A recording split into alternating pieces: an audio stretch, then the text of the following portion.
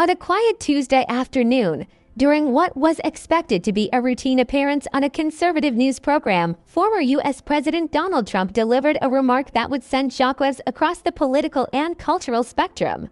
While addressing a segment on media influence in American society, Trump pivoted his attention to Oprah Winfrey, stating, "She's not a symbol of success. She's a stain on white America." The moment was jarring, not simply because of the language used, but because of the figure involved. Oprah Winfrey, a media mogul, philanthropist, and one of the most recognizable Black women in American history. Within minutes, the clip was circulating on social media, television commentary panels were activated, and public figures on both sides of the political aisle began issuing statements. This report will unpack the layers of this controversy, the motivations behind Trump's comment, the historical relationship between the two personalities, the racial implications, and the broader cultural resonance. But to understand the significance of the event, one must first examine the context that led to this confrontation and the personas at the heart of it. Oprah Winfrey, a cultural institution. Oprah Winfrey's journey from poverty in rural Mississippi to becoming one of the most powerful women in media is not only well documented but deeply embedded in American popular culture. Her talk show, which ran for 25 years, redefined daytime television. Her book club could make or break authors. Her philanthropic work has helped educate thousands. In many ways, Oprah has long been seen as a unifying figure, a bridge across racial and political divides. But to her critics, particularly within right-wing circles, Oprah has also become a symbol of liberal elitism. Her political endorsements, particularly her support of Barack Obama in 2008, solidified her alignment with progressive causes in the eyes of conservative America. Trump's strategy, personal or political, the former president has a long history of using provocative language to mobilize his base. From his earliest campaign speeches to his most recent public appearances, Trump often chooses confrontation over diplomacy. But his remarks about Oprah marked a distinct departure from political disagreement. The phrase "a stain on white America" carried a racial connotation that even some of his staunchest allies struggled to justify. Analysts quickly pointed out that Trump's choice of words seemed less aimed at critiquing Oprah's influence and more at igniting racial tension, a familiar strategy in his political playbook. Yet the backlash this time was swift and multidimensional. The immediate fallout by the end of the day, Oprah's representatives issued a brief but pointed statement.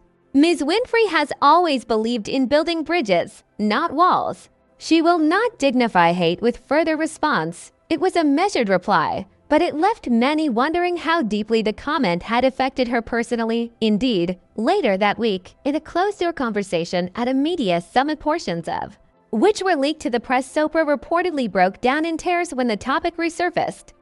According to those present, she expressed pain not just for herself, but for the state of public discourse and for young Black women who saw her as a role model. As the days passed, the controversy grew beyond just a feud between two famous figures. It sparked national debates about race, respect, and what kind of rhetoric should be acceptable in public discourse, especially from someone who once held the highest office in the country. To grasp the gravity of Donald Trump's recent attack on Oprah Winfrey, one must first examine the long and complicated history between the two. Contrary to the sharp tone of the current confrontation, their public relationship began with mutual admiration, if not outright friendship. A shared media landscape in the 1980s and 1990s, Donald Trump was not yet a political figure but a businessman and real estate mogul eager for media attention. Oprah, already a rising star in the talk show world, frequently invited influential figures from all industries to her platform. Trump, then known more for his tabloid headlines than for political ideology, made appearances on several high-profile television programs, including Oprah's. In a widely circulated 1988 clip from The Oprah Winfrey Show, Trump was interviewed about his thoughts on wealth, politics, and America's future. Oprah's tone was respectful, even warm. Trump, in turn, expressed admiration for Oprah, even suggesting that if he ever ran for president, he might consider her as a running mate. At the time, it seemed more like entertainment than foreshadowing. Their relationship remained publicly cordial for years. Trump attended celebrity galas where Oprah was honored. She, in turn, occasionally acknowledged Trump as part of the celebrity circuit. Both benefited from a culture that rewarded fame, influence, and spectacle. The political divergence. Everything changed in the early 2000s and accelerated rapidly during the Obama presidency. While Oprah became one of Barack Obama's earliest and most influential endorsers, Trump took a radically different path, becoming one of the leading voices of the birther conspiracy theory, which falsely claimed that Obama was not born. In the United States, this period marked a turning point. Oprah remained largely silent on Trump's political rise in 2015-2016, even as she continued to promote unity and democratic values. Yet behind the scenes, sources close to both camps described a growing resentment. Oprah's brand was built on emotional intelligence, empathy, and upliftment. Trump's political style emphasized confrontation, grievance, and division. Their values were diverging, and so was the public's perception of each. In 2018, Trump took a more explicit jab, tweeting, "Just watched a very insecure Oprah Winfrey. Hope she runs so she can be exposed and defeated just like all of the others." The cracks had become fissures. Public perceptions and racial undercurrents. What made the eventual rupture more complex and painful was that both figures had become symbols far beyond themselves. Oprah was not just a media titan. She was a cultural icon representing Black achievement, resilience, and philanthropy.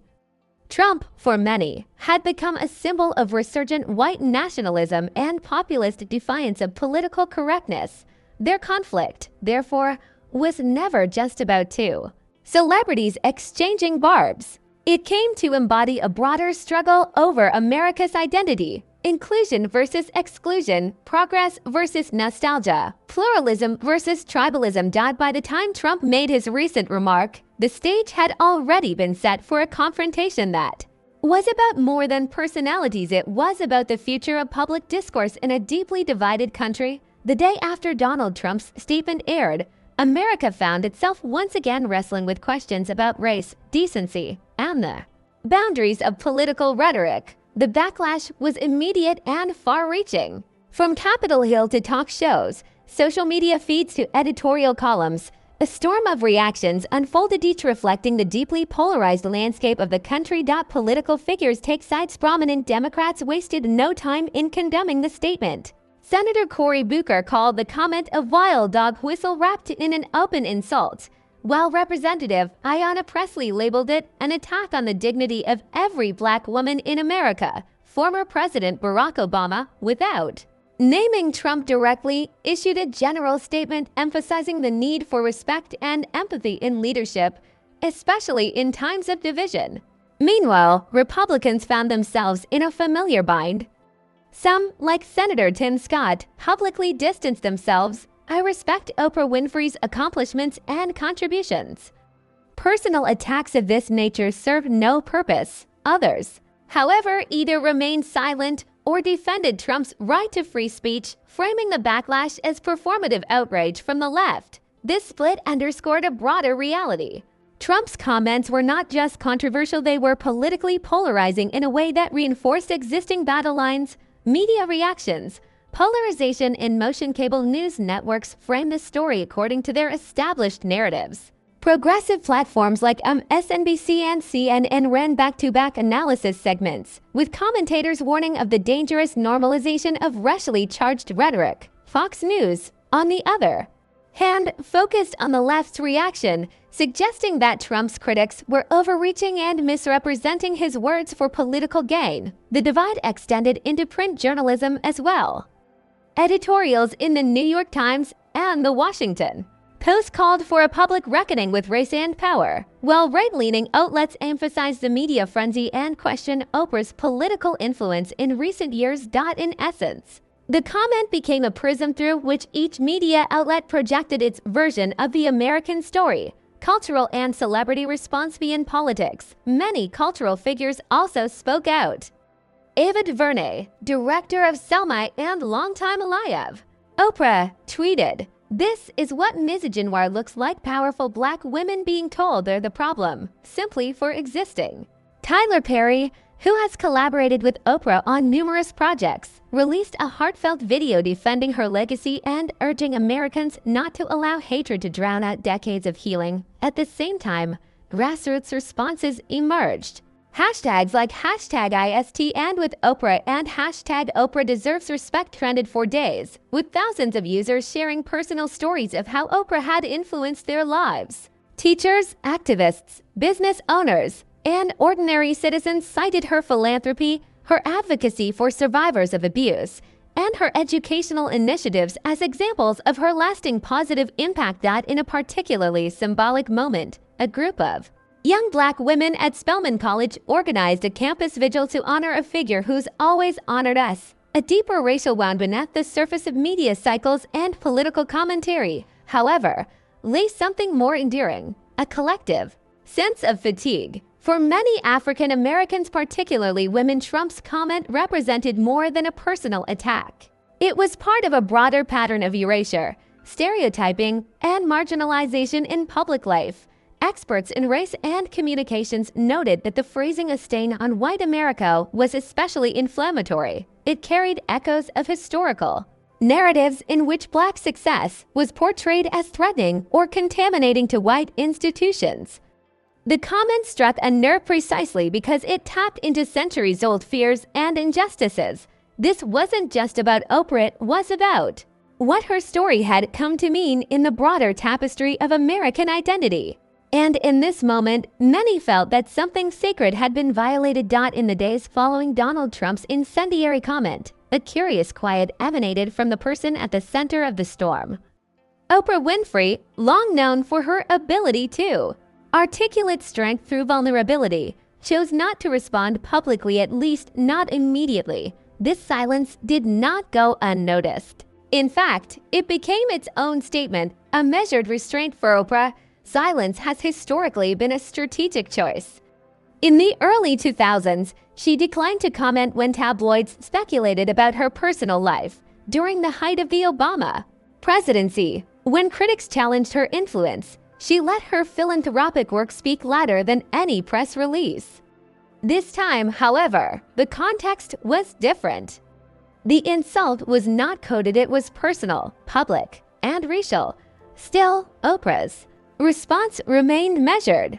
In a closed-door media summit 3 days after the incident, a select group of media executives, journalists, and cultural leaders gathered for a pre-scheduled leadership panel.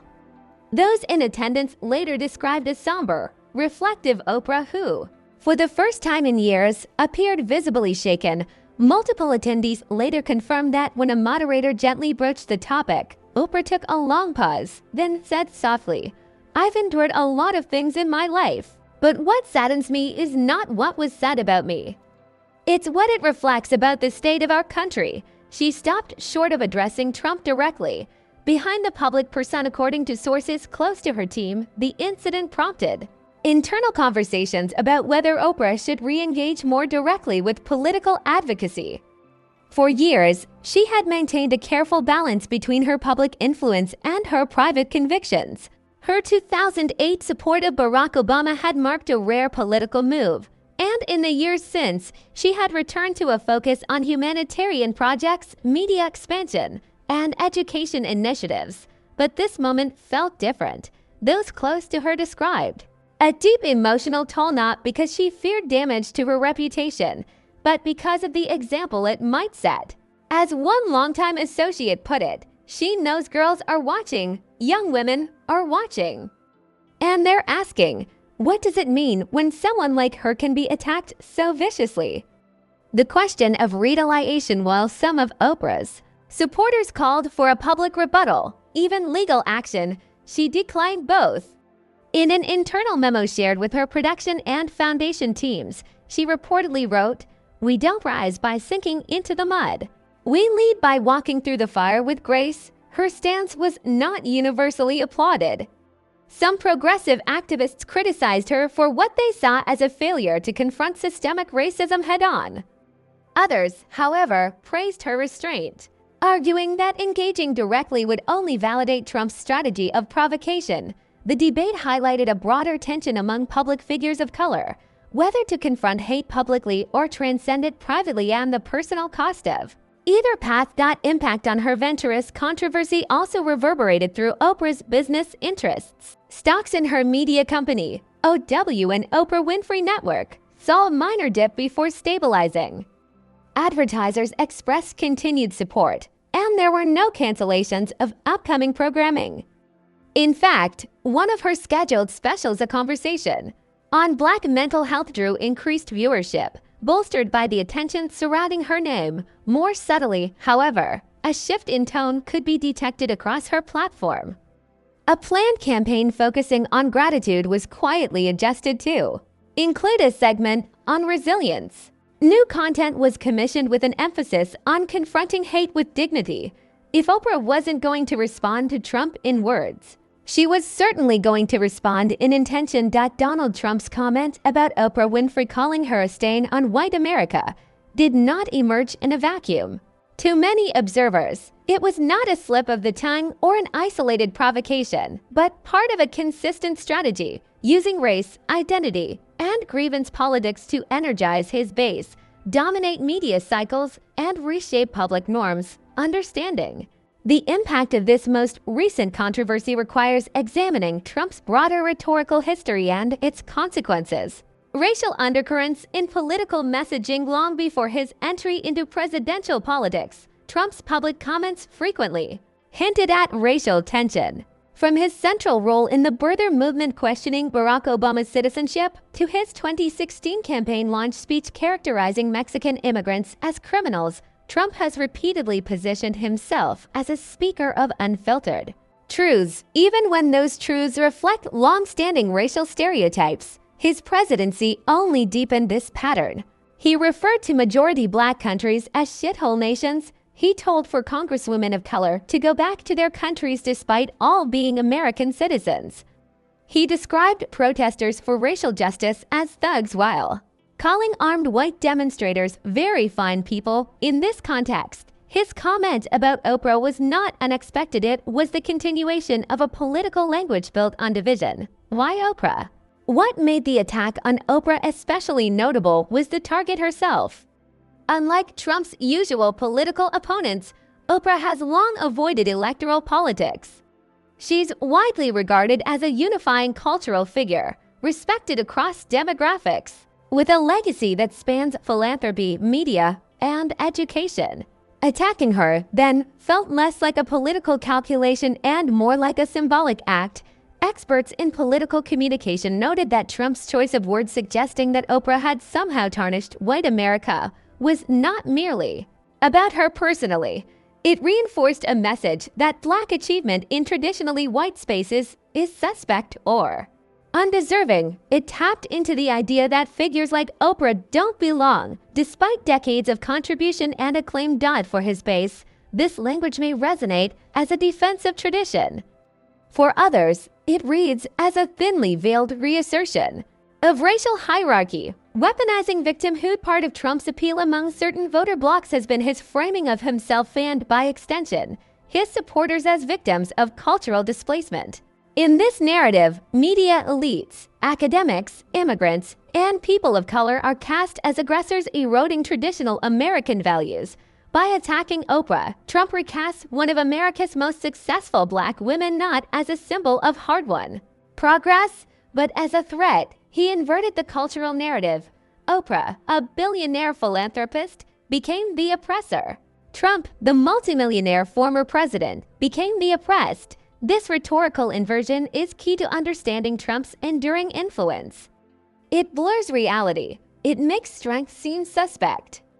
And in doing so, it allows his supporters to see themselves as aggrieved even when power, wealth, and voice are already on their side. Public fatigue versus political utility. Despite frequent criticism, Trump's use of racially charged language has proved politically resilient.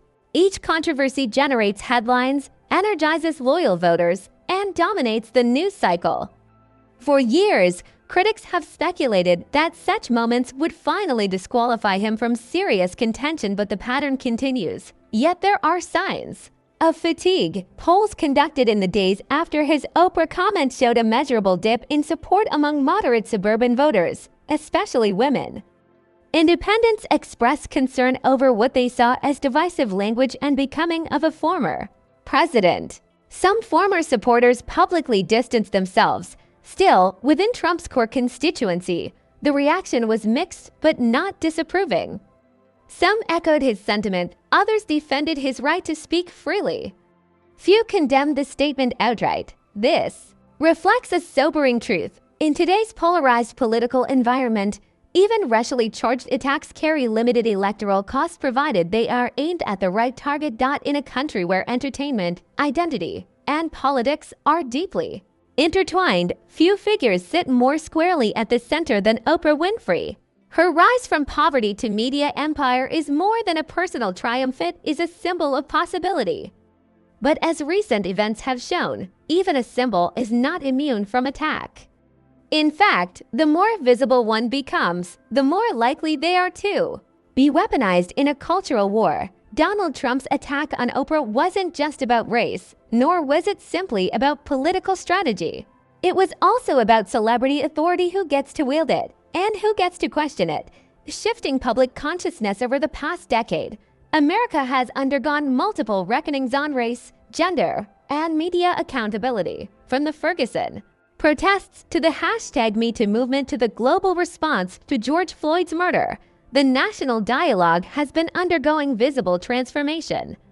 Words matter more, silence carries weight, and public figures are expected to show moral clarity in moments of crisis. In this environment, Oprah has long been a guidepost. Her interviews, most notably the Meghan Markle and Prince Harry sit-down, have become cultural moments, shaping how Americans interpret power and pain. Her presence is not just media, it's mediation. So when she became the subject of a racialized insult, it struck a deep chord. It was as though a pillar of moral authority had been publicly defaced. The weaponization of public icons. Trump's strategy reflects a larger trend, the targeting of Black excellence as a perceived political threat. From Colin Kaepernick to LeBron James to Congresswoman Maxine Waters, high-profile Black figures have increasingly found themselves in the crosshairs, not because of any misdeed, but because of their visibility and influence. In this sense, Oprah's case is especially symbolic. She has always represented a kind of cultural diplomacy, welcoming all sides, avoiding overt partisanship, and focusing on healing. Yet even she, with her soft power and cross-demographic appeal, was not spared. That reality sends a sobering message. No level of grace, success, or contribution immunizes Black public figures from racialized backlash. The limits of influence. Another layer of the controversy lies in the limits of Oprah's own power. For decades, she's been hailed as the most powerful woman in media. But in the face of a racially charged public insult by a former president, even she found herself in a defensive posture, forced to choose between dignified silence and the demand for confrontation. The moment revealed not only the continued precarity of Black public identity, but also the limits of cultural capital in an era of political extremism. Oprah may own networks, but Trump still commands a political base. The confrontation was not just between two individuals, it was between two models of power, one built on empathy and the other on division. In the weeks since Donald Trump's remark, the intensity of the media firestorm has gradually faded. Other controversies have emerged. The news cycle has moved on. But beneath the surface, something remains unsettled. The comment about Oprah and the national conversation it sparked exposed fault lines that are not new but remain unresolved. A test of national character. Every high-profile controversy is, in a way, a referendum not just on the individuals involved, but on the country watching. In this case, the Oprah-Trump conflict became a litmus test for how much progress America has truly made in confronting the entanglement of race, power, and rhetoric. That Trump faced minimal political consequence suggests that for a significant portion of the electorate, racially loaded language remains tolerable, even strategic. For others, particularly communities of color, the episode served as confirmation of what they have long known. Progress is fragile and acceptance is conditional. Oprah's measured response stood in contrast to the inflammatory tone of her attacker. But in choosing not to respond directly, she also declined to engage in the theater of conflict.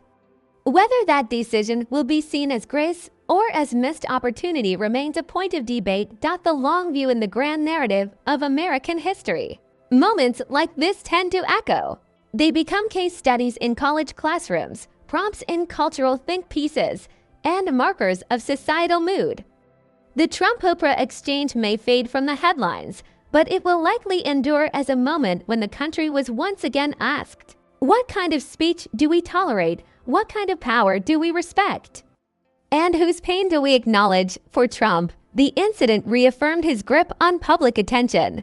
For Oprah, it marked a new chapter, one in which her silence may have spoken louder than any televised rebuttal. Closing reflection saltedly, this controversy was never just about a comment or a comeback.